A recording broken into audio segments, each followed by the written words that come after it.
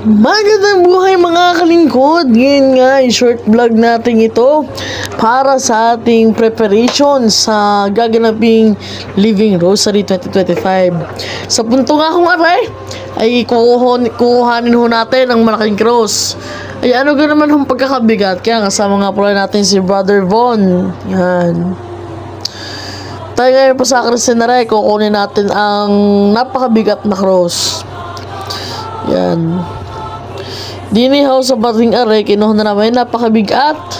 Sabi ko na lang, hoy, hindi pa napapasko pala ang wala pang Holy Week. Dadalawa kami, kaya yan ang pinakamadaling paraan ng pagbubuhat. At pahirapan naman ho kami sa pagtatayo sa tunay lang ho, mga kalingkod.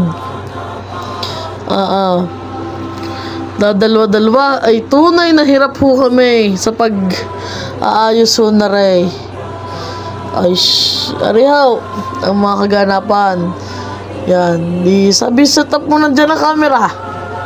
Yan may itayo. Yan. Dyan na ho yung paglalagyan. Yung pagkakahirap hong itayo niyan, ay pakinggan nyo na lang ho audio. Katatawa namin di mailagay.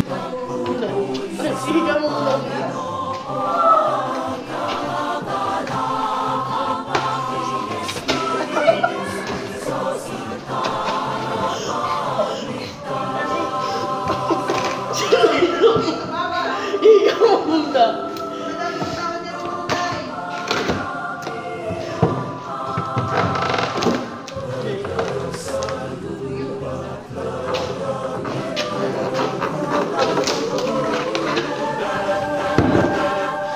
Iyo naman, nailagay din sa wakas ang pagkabigat ng krus niyan.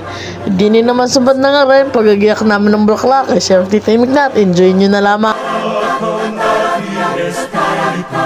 At yan, hindi naman ho, sa punto rin, pagkatapos tayo mag-gayak after mass, ayan na ho, preparation na.